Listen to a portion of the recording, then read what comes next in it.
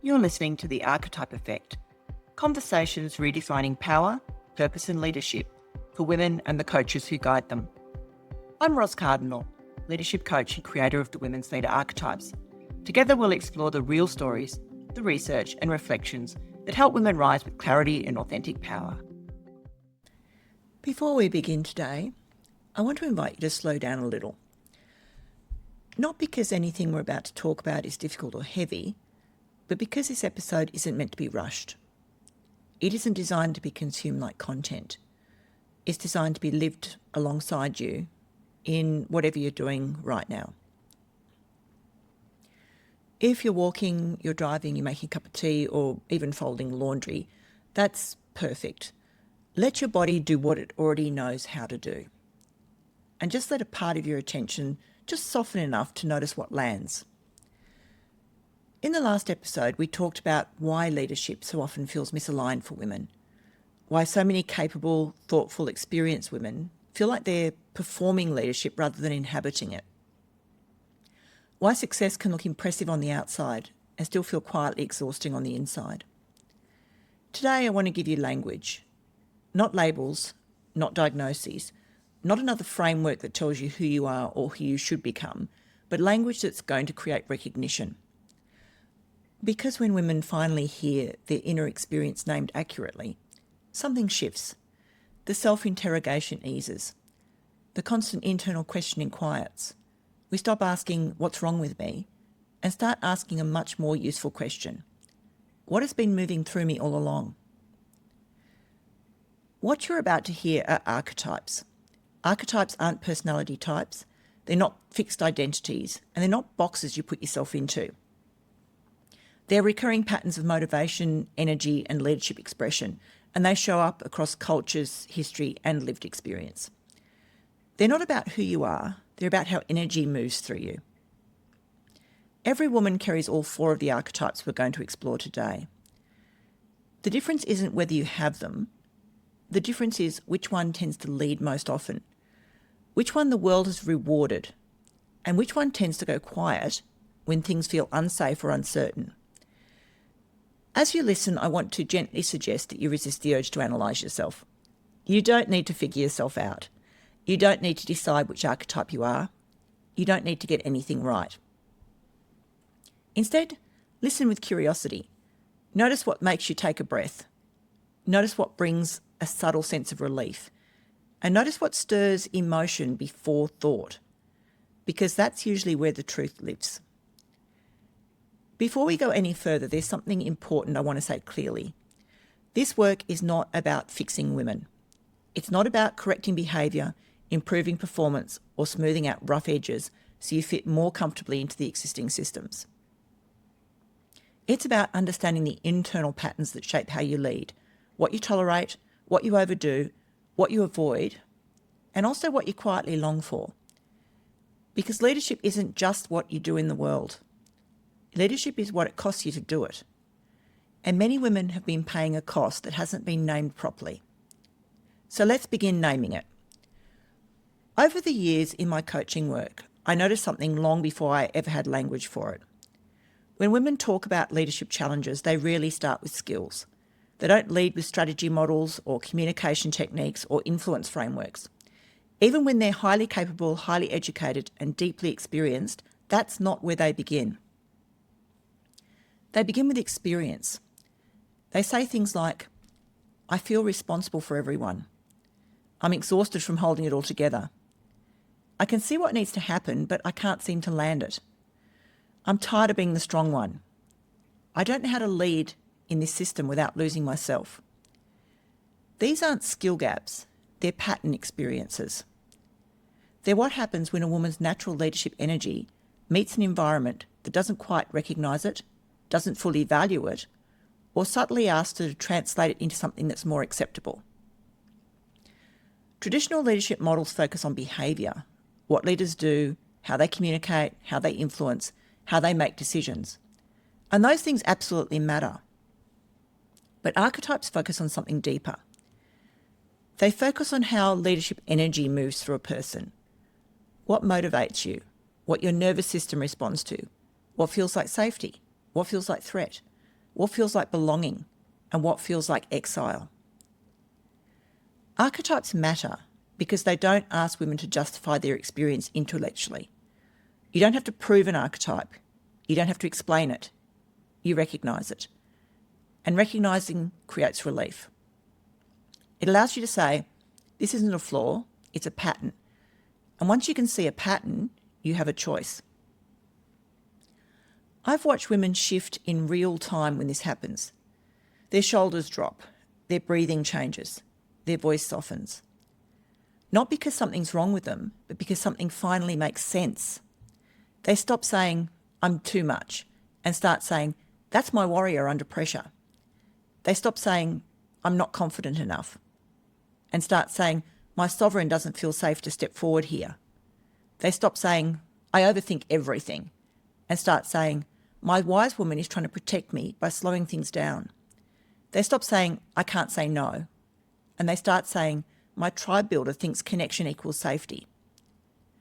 That shift matters because it replaces shame with understanding, and understanding creates choice. And there's something else I want to say before we go any further. Many women tell me that when they first encounter this work, they feel an unexpected mix of relief and emotion. Not because anything dramatic has happened, but because something internal finally makes sense. You might notice yourself thinking, how did you know that? Or, I've never had words for this before. That response matters. It tells us we're not dealing with theory here, we're dealing with lived experience that's been waiting for language. And I want to normalise something else that also often comes up at this point. As you listen today, you might recognise yourself strongly in one archetype and then feel unsettled by another. You might feel drawn to one and resistant to another. You might even think, I don't want to be that one. That reaction isn't random, by the way. It usually tells us something about what's been rewarded, what's been suppressed, and what's been made feel unsafe over time. So if something in this episode feels surprisingly emotional, there's nothing wrong with you. It just means you're listening honestly. This is not an episode to rush. It's not one to tick off. It's one to let unfold alongside you, and we'll take it slowly. So let's meet the first archetype, the one that sits at the centre of authority, vision, and self-trust. The sovereign. The sovereign is the archetype of our inner authority. Not authority as dominance, not authority as control, but authority as grounded clarity. Sovereign energy is the part of you that knows what matters, the part of you that can hold a vision, not just for a task or a project, but for a direction, for a season, a future. Sovereign women tend to think in possibilities. They notice gaps between what is and what could be. They sense misalignment long before it becomes obvious. They're often the ones saying, there's a bigger picture here. This doesn't align with what we say we value. If we keep going this way, here's where we'll end up. And yet many sovereign women don't recognise themselves as such. They'll say, I'm not really a visionary. And then they describe a vision so coherent and so clear you can almost feel it in the room. That hesitation is important because many women have learned, consciously or unconsciously, that claiming authority is risky. Authority in women is still policed, often subtly rather than overtly. Assertiveness gets reframed as aggression. Certainty becomes arrogance. Vision becomes idealism. Boundaries become selfishness. So the sovereign adapts. She softens her language. She turns statements into questions. She waits for consensus before trusting what she already knows. Not because she lacks confidence, but because she's learned that authority has consequences. I remember noticing this pattern in myself early in leadership. I could often see where a team needed to go. I could feel when a strategy wasn't aligned, but I often framed my insight as a suggestion rather than direction. Not because I didn't believe it, but because I'd learned that certainty in a woman can come at a social cost. I've coached sovereign women who are running entire divisions, holding enormous responsibility, and still hesitating to name their own authority out loud. They'd say things like, I don't want to come across as arrogant. I don't want to step on anyone's toes. I'm not the expert here. And I would listen and gently think, you're already leading, you're just not letting yourself own it. In her empowered form, the sovereign leads with calm authority. She doesn't need to dominate the room. She sets direction without force, and she holds the room through clarity. But when the sovereign feels unsafe, her energy doesn't usually explode outward, it retreats quietly. She stops offering her ideas, she pulls back from visibility, and she tells herself she'll speak later, when she's more prepared, more supported, more certain. If you've ever delayed stepping into your authority, not because you weren't ready, but because the environment didn't feel safe, your sovereign may simply be waiting for the conditions that allow her to reign. And here's something subtle but important. The sovereign doesn't just want power, she wants legitimacy. Not validation in the sense of being approved of, but internal permission to say, this is what I see, this is what I know, this is what I'm choosing. That is sovereign energy. And reclaiming it isn't about becoming louder or harder. Often it's about staying present. Staying present with your own authority when your instinct is to retreat. Staying present with your voice when the room goes quiet. Staying present with your vision when others can't see it. That kind of presence is powerful, and it's something many women are still learning to allow themselves. As you sit with the sovereign, just notice what resonates. Notice where you've held back. Notice where you've softened yourself. Notice where you've waited for permission you may never receive. You don't need to do anything with that yet. Just notice. Because once you can see the sovereign, you start to recognise how often women have been taught to trade authority for belonging. Before we move on, I want you to pause for a moment with the sovereign. Because for many women, she is both deeply familiar and deeply complicated. You may have recognised her in your vision, your ideas, your sense of direction, and also in the way you've learned to soften those things, to wait, to hold back. And here's what's important to understand. When the sovereign doesn't feel safe to lead, another archetype often steps in to compensate. Vision turns into effort, authority turns into responsibility, clarity turns into action. And this is where many women slide seamlessly from sovereign into warrior, not because it's the best expression of their leadership, but because it's the one that gets rewarded. So if you've ever found yourself doing instead of directing, carrying instead of leading, pushing instead of trusting, it may not be because you lack vision. It may be because your warrior has been stepping in to protect what your sovereign hasn't felt safe to hold openly. With that in mind, let's talk about the warrior. The one most women know well, the one that gets rewarded, the one that keeps things moving, the one that steps in when something needs to be handled. The warrior is the archetype of action, courage, and protection. She's the part of you that responds when something's at stake. She steps forward when others hesitate. She holds the line when things feel uncertain or unsafe. Warrior women are often described as strong, capable, dependable. They're the ones people rely on when the pressure hits, when something goes wrong, when someone needs to make a decision quickly. In coaching conversations, warriors often say things like, if I don't do it, it won't get done. I can handle it. I just need to push through. And for a long time, that works. The warrior knows how to mobilise energy. She knows how to take responsibility. She knows how to move things forward, even when it's uncomfortable. But there's something rarely acknowledged about warrior women. Many of them learned early that strength meant self-containment, that vulnerability wasn't safe, that being capable meant not needing help. So the warrior becomes identified with endurance. She carries more than her share. She keeps going even when she's tired. She pushes through the signals her body is sending her to slow down. In her empowered form, the warrior acts with clarity and with boundaries.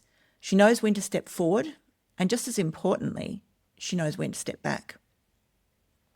But under sustained pressure, her energy tightens. She becomes controlling rather than decisive. She overfunctions. She takes responsibility for things that aren't actually hers.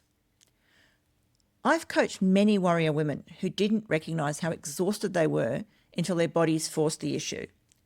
Burnout for warriors is often not about workload, it's about carrying alone. If you've ever felt resentment creeping in behind your competence, or noticed yourself becoming rigid when you're exhausted, your warrior may be doing too much without support. And here's something important to understand about the warrior. She's not the enemy of softness. She's not the opposite of rest.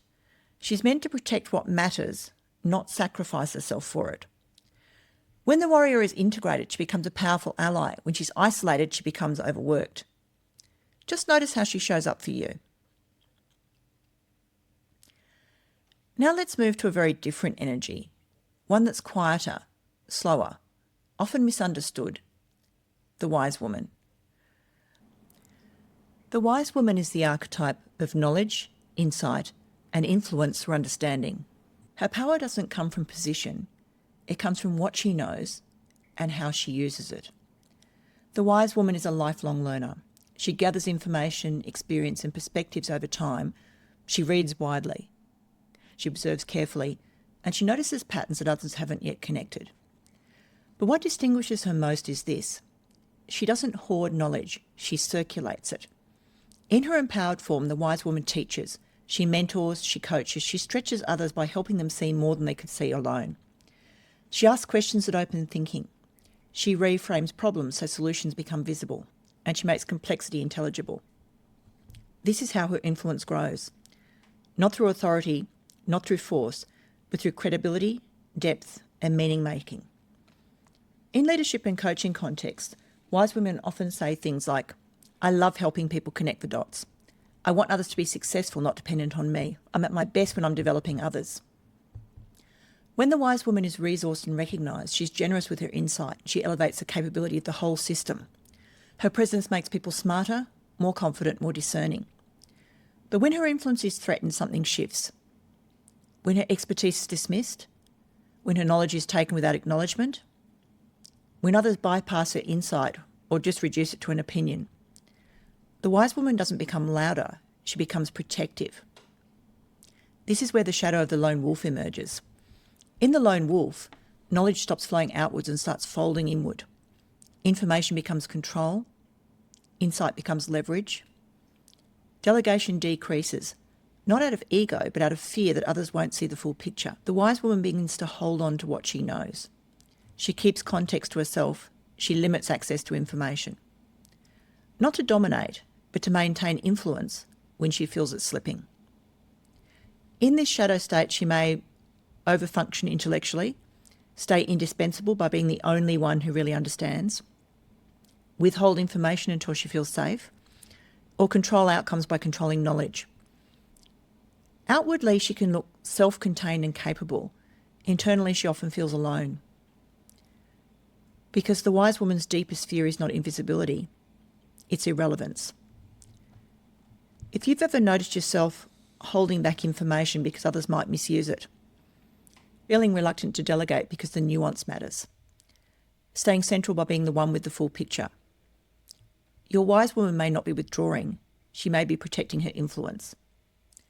The work of the wise woman is not to learn more, she already does that instinctively. Her work is to trust the circulation of her knowledge again, to remember that her power grows when others grow, that her influence is strongest when wisdom moves, not when it's guarded. And when she feels safe to share again, fully, freely, without bracing, the system around her becomes wiser too.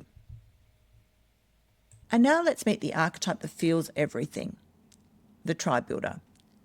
The tribe builder is the archetype of connection, belonging, and emotional attunement. She feels leadership through people. She notices emotional shifts. She senses who feels included and who doesn't. In coaching conversation, tribe builders will say, I just want everyone to be okay. I can see both sides. I don't want to create any tension. They're often the emotional glue in teams, the ones that people confide in, the ones who sense morale long before it shows up in surveys. Connection is their strength, but connection without boundaries becomes depletion. Many tribe builders learned early that harmony equals safety, that belonging requires attunement, that saying no risks exclusion. So they overgive, they overlisten, they carry emotional weight that isn't theirs. In her empowered form, the tribe builder creates trust and cohesion. She builds environments where people feel safe enough to contribute. But under pressure, she becomes the martyr. She puts herself last. She absorbs everyone's emotions. She feels guilty for needing space. If you've ever felt responsible for how others feel, or noticed yourself saying yes when your body is saying no, your tribe builder may be doing too much alone. And here's something I want to say gently. The tribe builder is not meant to disappear for the sake of connection. She's meant to be included in it. Now, before we close, I want to bring all of this together because the most important thing to understand is this. You're not meant to choose one archetype. Leadership strength doesn't come from doubling down on your dominant pattern. It comes from integration. Different moments call different archetypes forward. Different environments reward different energies. Stress reshuffles the balance. A sovereign without a warrior struggles to act. A warrior without a wise woman burns out. A wise woman without a tribe builder becomes isolated. A tribe builder without a sovereign loses herself. This season is not about becoming someone else. It's about accessing more of yourself. Consciously, compassionately, with choice. As we bring all of this together, I want to slow us down one last time because integration doesn't happen in the head, it happens in the body. You might notice that one archetype feels energizing, another feels heavy, another feels strangely uncomfortable. That information matters. Often imbalance doesn't show up as dramatic breakdown. It shows up as subtle signals. Tightness in the chest, fatigue that rest doesn't quite fix, irritability, withdrawal, a sense of being on all the time. These signals are not personal failings. They're messages about which archetypes have been carrying too much and which ones haven't been invited to the table. Many women have learned to survive by overusing one archetype. The warrior who never rests, the tribe builder who never takes up space, the wise woman who never shares, the sovereign who never fully claims authority. Integration isn't about becoming balanced overnight. It's about widening your range. It's about having access to more of yourself, more often, with more choice. As we move into the next episode, we're going to explore what happens when these archetypes are under pressure, the shadows, the coping strategies, the patterns we fall into when our nervous system is stretched. Not to judge them, but to understand them. Because when you understand the shadow, you stop fighting yourself. You begin to lead from wholeness rather than survival. This is the Archetype Effect. I'm Ros Cardinal, and you're just beginning to meet yourself. Thanks for joining me on the Archetype Effect. If this episode sparked an insight, share it with a woman who leads, or leave a review so more women can find these conversations. Until next time, lead with purpose and power that feels like you.